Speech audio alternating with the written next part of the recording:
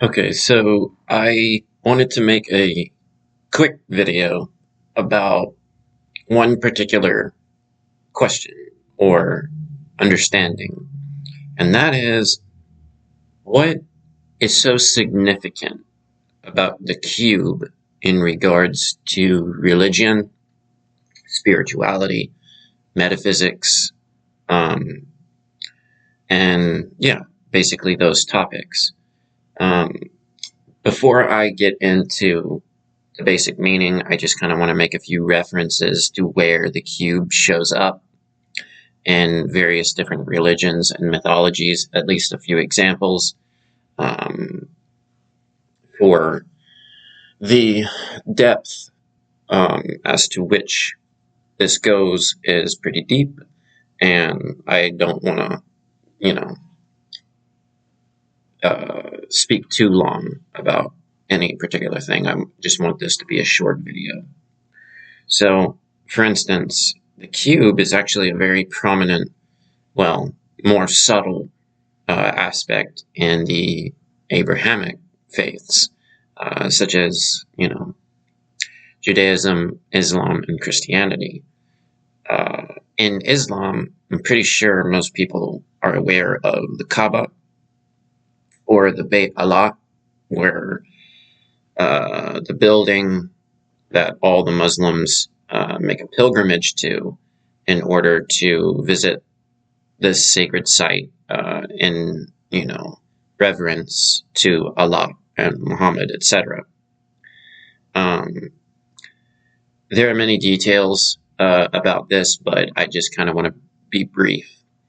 In Judaism, we have not only Kabbalah, which is known as the tree of life, but the word itself has its roots in the words Kaaba and Allah, which means the cube of God, and both of those are more so Islamic roots, but both of these languages are interconnected at their origins, right, or in their origins.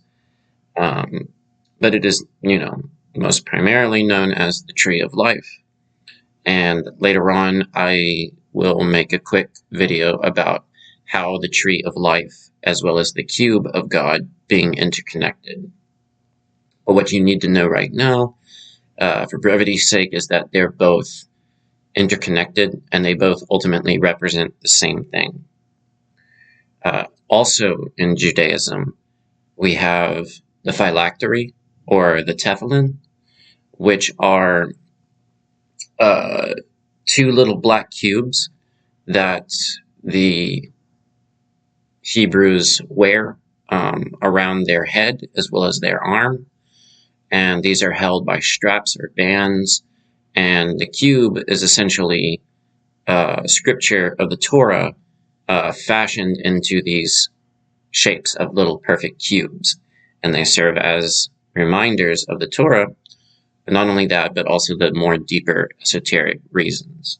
For instance, the cube. But note that there are two of them that they wear. And the double cube is a more specific aspect of this. A parallel to double cubes is also the fourth dimensional cube, which is known as a tesseract or a hypercube. But I'll get into that later on. So there's one reference to the cube being significant in Islam and two references in Judaism. Christianity is a little bit more subtle. Most Christians haven't actually picked up on the reference to the cube, but it is there nevertheless. In Revelation 21:16, John of Patmos is describing what the city of God looks like or appears like. And what he says is that the city is 4 square. So in your mind, imagine, a perfect square. And he goes on to describe how the length and the breadth are equal. So a perfect square, right? And then he goes on to tell you the length of each side being, 12,000 furlongs. And then he finishes the verse by saying that the height is also equal to the length and the breadth.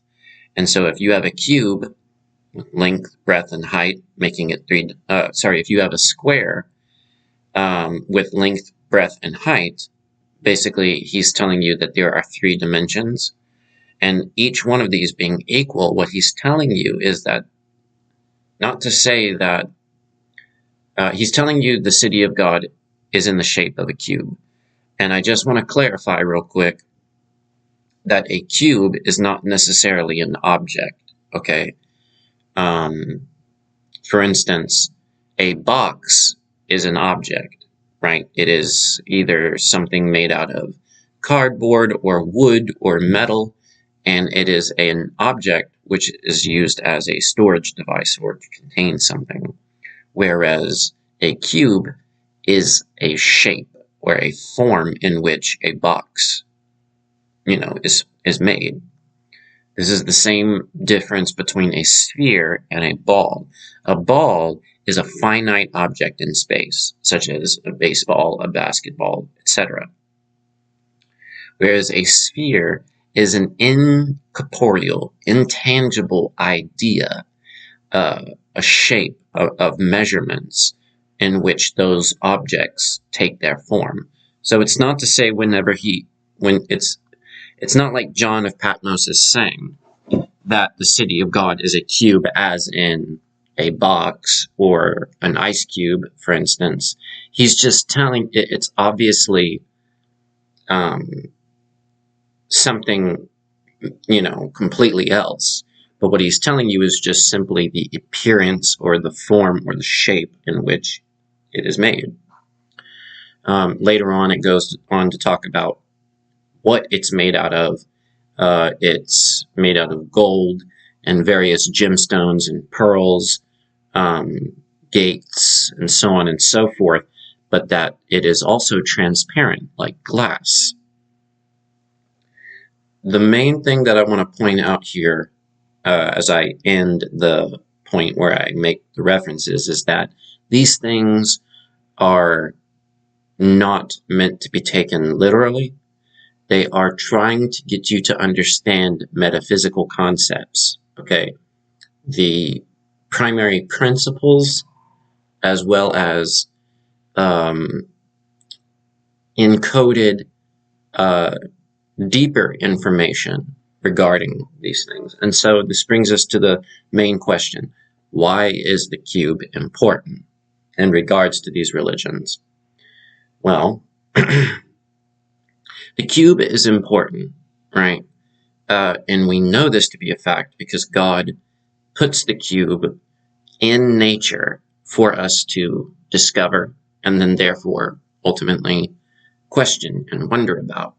For instance, there are various gemstones that, when mined straight out of the ground, such as various forms of garnet, salt, or pyrite, they're shaped in various different cubic shapes, sometimes even perfect cubes. And so the reason why these religious writers are encoding this shape into either their traditions or their scripture is because they're trying to get our attention to ask the question of, why is this important?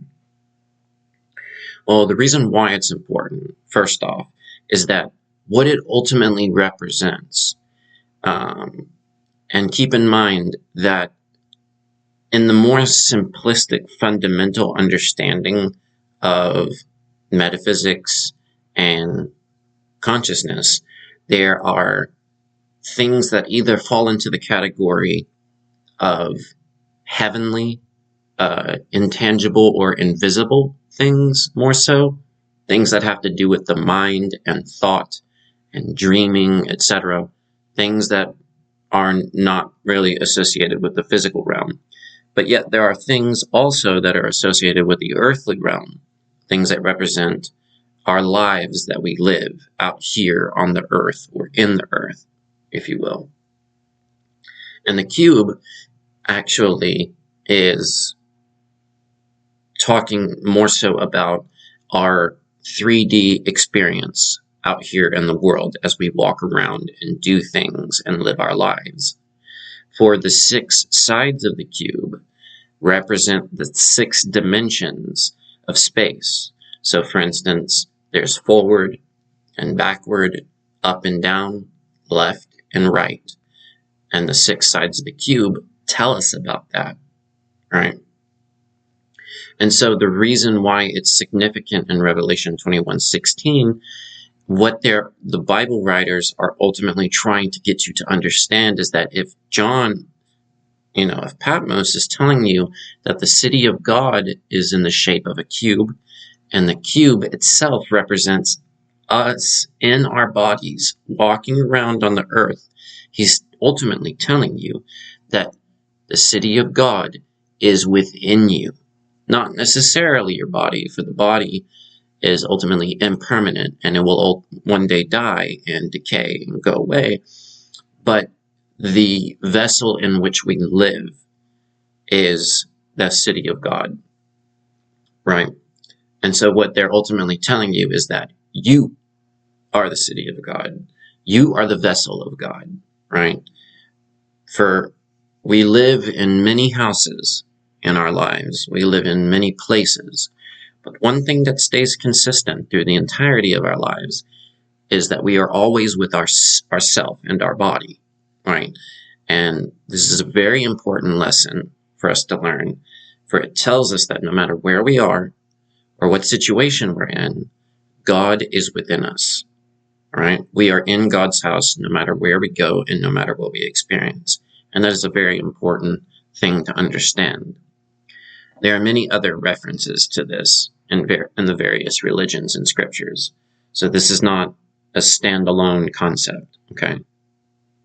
And the ultimate purpose behind further study of the cube is that the cube, the mathematics of it and the structure of it tell us about ultimately electromagnetism, frequencies, vibrations, the spectrum of frequencies, how that relates to color, light, and sound.